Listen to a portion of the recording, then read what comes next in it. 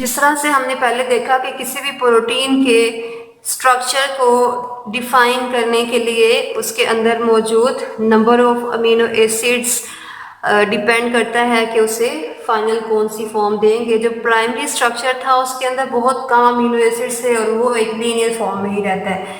Secondary structure के अंदर amino acids का नंबर ज़्यादा होना शुरू हो जाता है और जो सेकेंडरी स्ट्रक्चर में अमीनो एसिड्स की चेन आपको मिली है जिसे आप पॉलीपेप्टाइड चेन कहते हो, ये पॉलीपेप्टाइड चेन अब खुद को रैप करवाएगी और फोल्डिंग करवाएगी अपने अंदर। सो सेकेंडरी स्ट्रक्चर के लिए दो तरह की फोल्डिंग्स करवाएंगे पॉलीपेप्टाइड की chains, alpha helix and second is beta pleated sheets। Okay, alpha helix के अंदर क्या होता है कि जितने भी अमीनो एसिड्स हैं, फॉर एग्जांपल मैं यहां पे ड्रॉ कर रही हूं,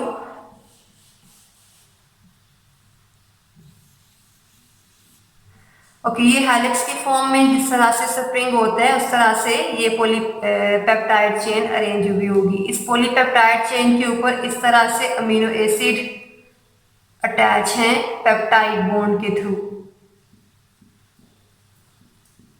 पेप्टाइड बॉन्ड के थ्रू इसमें अमीनो एसिड्स अटैच हैं पूरी हेलिक्स के ऊपर, और ये जो हेलिक्स है इसको एक दूसरे के साथ कंबाइन करने के लिए जो यहाँ पे बॉन्ड्स हैं वो बॉन्ड्स दो तरह के हैं। एक तो वो बॉन्ड जो कि अमीनो एसिड्स के दरमियान है, वो कौन सा है, peptide bond, because amino acids को कंबाइन करने के लिए पेप्टाइड बॉन्ड है। सो ये दो तरह के बॉन्ड्स हैं हेलिक्स में। फर्स्ट इज पेप्टाइड बॉन्ड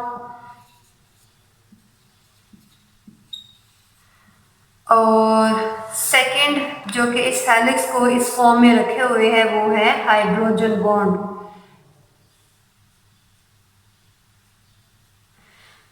अगर ये हाइड्रोजन बॉन्ड्स इस हेलिक्स में नहीं होंगे तो ये हेलिक्स ओपन हो जाता है और एक दोबारा से लीनियर फॉर्म में आ जाएगा और जो सेकेंडरी स्ट्रक्चर की रिक्वायरमेंट थी वो फुलफिल नहीं होगी। सो अल्फा हेलिक्स के अंदर दो तरह के बॉन्ड्स हैं, एक तो पेप्टाइड हो गया जो कि अमीनो एसिड्स के दरमियान है, और सेकंड जो हेलिक्स के दरमियान है इसे आप कहते हो कि ये हाइड्रोजन बॉन्ड्स हैं। Second is beta pleated sheets. Beta pleated sheets में जो आपकी अमीनो एसिड की चेन होती है वो किस तरह से अरेंज होती है,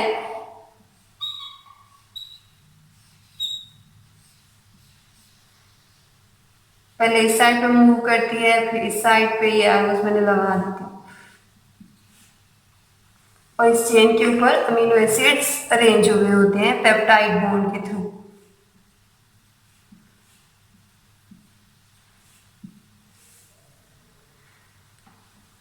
ठीक है, अमीनो एसिड्स पेप्टाइड बॉन्ड के थ्रू कंबाइन हुए हुए हैं। और इसके अलावा अगर हम यहाँ पे दो चेन्स ड्रॉ कर रहे हैं अमीनो एसिड्स की, तो दोनों चेन्स को बाइंड करने के लिए कौन सा बॉन्ड होगा, हाइड्रोजन बॉन्ड।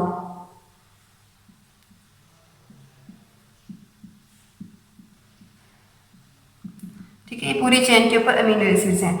ओके, अब ये अमीनो एसिड्स जो कि इस चेन के ऊपर हैं इनके दरमियान पेप्टाइड बॉन्ड है और इन दोनों चेन्स को कंबाइन करने के लिए कौन सा बॉन्ड होगा, हाइड्रोजन बॉन्ड। अमीनो एसिड्स के दरमियान पेप्टाइड बॉन्ड और दोनों चेन्स को जो कंबाइंड फॉर्म में रखे हुए हैं वो हाइड्रोजन बॉन्ड है। ये जो हमने ड्रॉ किया है ये अल्फा हेलिक्स का है और ये बीटा प्लीटेड शीट्स हैं जो कि सेपरेटली हमने यहाँ पे ड्रॉ की, बीटा प्लीटेड शीट्स। तो जो सेकेंडरी स्ट्रक्चर है फिर उसमें आपकी अमीनो एसिड की जो चेन है वो हेलिक्स की फॉर्म में भी हो सकती है और वो बीटा प्लेटेड शीट्स की फॉर्म में भी हो सकती है। दोनों फॉर्म्स में ये हो सकती है। इसमें आपने हाइड्रोजन बॉन्ड्स याद रखना है और इसके अलावा इसकी एग्जांपल लिख लेते हैं। अल्फा हेलिक्स केराटिन प्रोटीन में, केराटिन प्रोटीन आपके नेल्स के अंदर और हेयर के अंदर मौजूद होती है। ये केराटिन प्रोटीन सेकेंडरी स्ट्रक्चर है और हेलिक्स की फॉर्म में होता है। जो बीटा प्लेटेड शीट्स हैं वो सिल्क फाइबर वो थ्रेड लाइक स्ट्रक्चर जिससे आपके कपड़े बनाए जाते हैं, वो बीटा प्लेटेड शीट्स की फॉर्म में अरेंज है और वो सेकेंडरी स्ट्रक्चर है। ठीक है, सो सेकेंडरी स्ट्रक्चर के अंदर अमीनो एसिड की जो चेन है वो दो तरह से अरेंज हो सकती है, अल्फा हेलिक्स की फॉर्म में और इसके अलावा ये बीटा प्लेटेड शीट्स की फॉर्म में हो सकती है। अल्फा हेलिक्स में स्प्रिंग की फॉर्म में होगी और इसको हाइड्रोजन बॉन्ड स्प्रिंग को या उसके हेलिक्स को बॉन्ड रखे हुए हैं और इसके अलावा इसके अमीनो एसिड के दरमियान एज यूजुअल पेप्टाइड बॉन्ड होगा। सेकेंड बीटा प्लेटेड शीट्स जो कि बैकवर्ड फोल्डिंग की वजह से आपको ये चेन्स मिलती हैं, इनके अमीनो एसिड्स के दरमियान पेप्टाइड बॉन्ड है और इन चेन्स के दरमियान हाइड्रोजन बॉन्ड्स हैं। ओके, ये आपका सेकेंडरी स्ट्रक्चर था, टर्शियरी एंड क्वार्टनरी स्ट्रक्चर।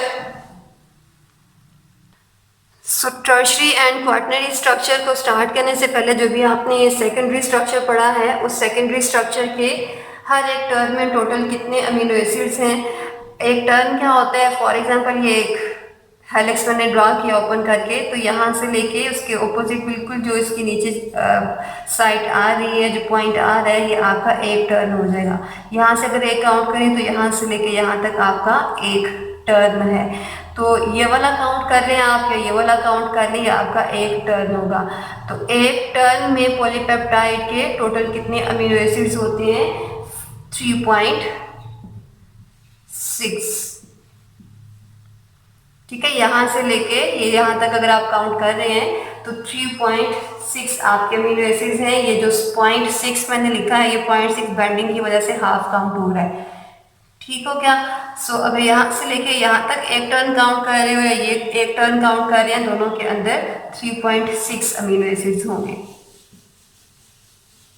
ये तो था सेकेंडरी स्ट्रक्चर का। Tertiary structure and quaternary structure के अंदर क्या होता है कि बहुत ज़्यादा पॉलीपेप्टाइड चेन्स के अंदर बहुत ज़्यादा अमीनो एसिड्स हैं as compare to primary structure और सेकेंडरी स्ट्रक्चर। तो उनके कंपैरिजन में इनके अंदर अमीनो एसिड्स का नंबर ज़्यादा है, तो ज़्यादा होने की वजह से अब इनके अंदर जो अमीनो एसिड्स हैं वो सफेरिकल शेप में दोनों में अरेंज हुए होते हैं। लेकिन ये सफेरिकल शेप में जब अमीनो एसिड्स अरेंज हो रहे होते हैं तो इस तरह से अरेंज होते हैं कि जो इनर साइड पे अमीनो एसिड्स हैं वो हाइड्रोफोबिक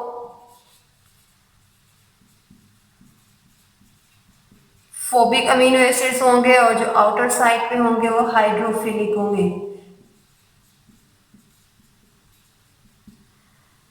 ऐसा क्यों किया जाता है, बिकॉज सेल का जो इंटरनल इन्वायरमेंट है वो आपको पता है कि वो एक्वस होता है, वो वाटरी होता है। उसकी वजह से वो अगर बाहरी वाली साइड पे हाइड्रोफोबिक अरेंज हो जाएंगे तो बाहरी वाली साइड पे हाइड्रोफोबिक होने की वजह से ये जो प्रोटीन है सेल रिजेक्ट कर देगा। तो बाहरी वाली साइड पे हाइड्रोफिलिक रखे जाते हैं और इनर साइड पे हाइड्रोफोबिक रखे जाते हैं। ठीक है, अगर हाइड्रोफोबिक आउटर साइड पे होंगे तो वो इस प्रोटीन को एक्सेप्ट नहीं करेगा और रिजेक्ट कर देगा। सो टर्शियरी एंड क्वार्टनरी में दोनों में जस्ट डिफरेंस अगर आप बात करें तो क्वार्टनरी में चेन टर्शियरी के कंपैरिजन में भी लंबी हो जाती है, लेकिन दोनों के अंदर जो अरेंजमेंट है वो स्फेरिकल शेप ही रहती है। स्फेरिकल स्फेयर से है, स्फेयर मीन्स के सर्कल की फॉर्म में। ओके, सो टर्शियरी और क्वार्टनरी स्ट्रक्चर में अगर हम बॉन्ड्स की बात करें कि कौन कौन से बॉन्ड्स हैं जो कि इन दोनों प्रोटीन्स को बना रही हैं, तो दोनों के अंदर सेम बॉन्ड्स हैं। ओके, सो फर्स्ट बॉन्ड तो पहले भी आपने पढ़ा जो कि सेकेंडरी स्ट्रक्चर में था, हाइड्रोजन बॉन्ड। हाइड्रोजन बॉन्ड के अलावा पेप्टाइड बॉन्ड आप जितने भी लेवल्स पढ़ रहे हैं तो पेप्टाइड बॉन्ड तो सबके अंदर ही होगा कि वो अमीनो एसिड को कंबाइन करवा रहे हैं। तो पेप्टाइड बॉन्ड जो कि इसे स्फेरिकल शेप में रखा हुआ है, वो सारे बॉन्ड्स हम यहाँ पे एनालाइज कर लेते हैं। Second ionic bond and third hydrogen bond.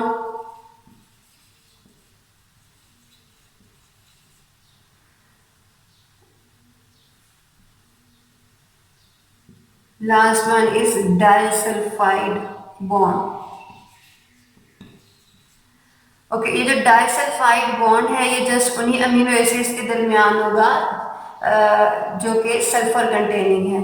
So disulphide bridges या डाइसल्फाइड लिंकेज उन अमीनो एसिड्स के दरमियान है जो कि सल्फर कंटेनिंग है।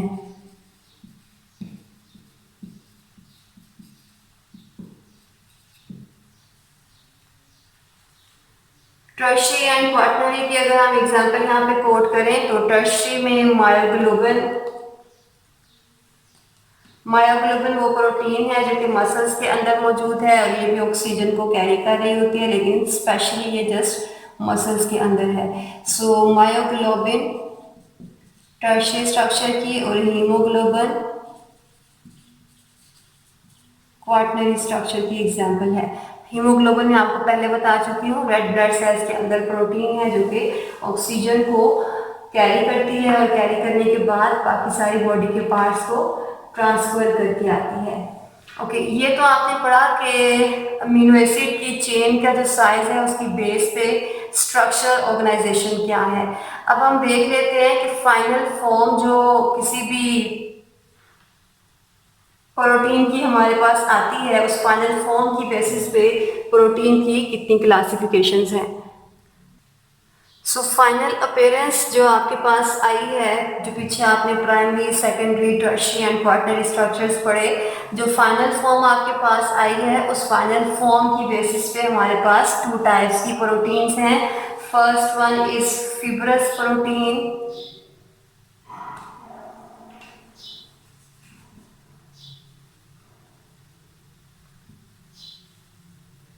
and second is globular protein, fibrous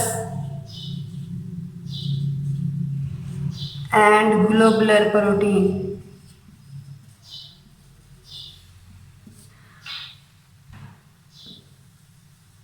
okay, so fibrous and globular proteins, सबसे पहले तो जो आपका सेकेंडरी स्ट्रक्चर था जो कि थ्रेड लाइक स्ट्रक्चर से, तो ज़्यादातर जो आपकी फिब्रस प्रोटीन्स हैं वो इसमें सेकेंडरी प्रोटीन्स या सेकेंडरी स्ट्रक्चर वाली सारी प्रोटीन्स आएंगी और ये मोस्टली थ्रेड की फॉर्म में होती हैं, धागे की तरह अरेंज हुई होती हैं। वाइल जो ग्लोबुलर प्रोटीन्स हैं इसमें टर्शियरी प्रोटीन्स मोस्टली आप स्टडी करोगे और ये टर्शियरी प्रोटीन्स जैसे पहले हमने पढ़ा स्फेरिकल फॉर्म में अरेंज हुई होती हैं। ओके, इन दोनों का कंपैरिजन शॉर्ट क्वेश्चन के पॉइंट ऑफ व्यू से इम्पोर्टेंट है और समटाइम क्या होता है कि लॉन्ग क्वेश्चन के साथ पार्ट्स की फॉर्म में भी आ जाता होता है। तो आपने इन दोनों को जब भी कंपेयर करना है तो वही करैक्टर जो कि आप इस साइड पे डिस्कस कर रहे हैं वही आपने उस साइड पे लेके चलना है। तो फर्स्ट करैक्टर बेटे देख लेते हैं दोनों का कि जो फिब्रस प्रोटीन है ये एक्वस मीडिया में इनसोलेबल है। एक्वस मीडिया मीन्स कि ये वाटर के अंदर इनसोलेबल है। वह जो आपकी ग्लोबुलर प्रोटीन्स हैं ये एक्वस मीडिया के अंदर एसिड बेसिस के अंदर सोलेबल होती हैं, डिजोल्व कर सकते हो आप इन्हें, ठीक है। वाइल जो फिब्रस हैं ये नीचे जाके बैठ जाएंगी, ये उसके अंदर डिजोल्व नहीं होती हैं और जो ग्लोबुलर हैं ये उसके अंदर डिजोल्व हो जाएंगी। ओके, सेकेंड करैक्टर के जो फिब्रस प्रोटीन्स हैं ये नॉन क्रिस्टलाइन हैं।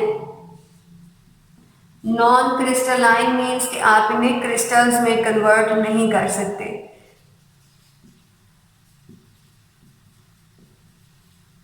क्रिस्टल्स इस तरह से सॉल्ट के या शुगर के आपको पार्टिकल्स नजर आते हैं, आप फिब्रस प्रोटीन को उसमें कन्वर्ट नहीं कर सकते। वाइल जो ग्लोबुलर प्रोटीन्स हैं, ग्लोबुलर प्रोटीन्स को आप क्रिस्टलाइज करवा सकते हो।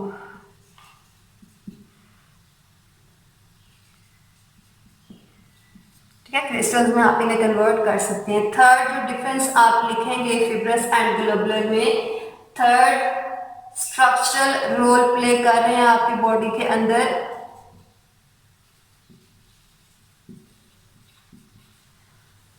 स्ट्रक्चरल रोल मीन्स के कोई भी ऐसा सेल का या ऑर्गन का पार्ट जो कि शेप को मेंटेन करने के लिए चाहिए, जिस तरह से केराटिन प्रोटीन हमने पहले पढ़ा, वो केराटिन प्रोटीन आपके हेयर की और नेल की शेप को मेंटेन रखे हुए है, तो ये स्ट्रक्चरल रोल प्ले कर रही है। वाइल जो ग्लोबुलर प्रोटीन्स हैं, ग्लोबुलर प्रोटीन्स को आप क्रिस्टलाइज करवा सकते हो, और क्रिस्टलाइज करवाने के साथ साथ अगर हम स्ट्रक्चर के साथ साथ फिब्रस का ही स्टडी करें तो ये इलास्टिक होते हैं नेचर में। इलास्टिक मीन्स कि आप इन्हें स्ट्रेच करवा सकते हैं, तो इनकी लेंथ कम या ज़्यादा करवा सकते हैं। अगर कोई भी चीज़ जैसे स्प्रिंग होता है, उससे आप स्ट्रेच करते हो तो उसकी लेंथ ज़्यादा हो जाती है, आप छोड़ते हैं तो वो रिलैक्स होकर छोटा हो जाता है, तो ये इलास्टिक है। अगर वो रिजिड फॉर्म में रहेगा तो ये इलास्टिक नहीं होता। ओके, सो जो फिब्रस प्रोटीन्स हैं ये स्ट्रक्चरल रोल प्ले कर रही हैं, और इसके साथ साथ ये इलास्टिक नेचर की भी होती हैं। While in case of globular proteins ये नॉन इलास्टिक हैं।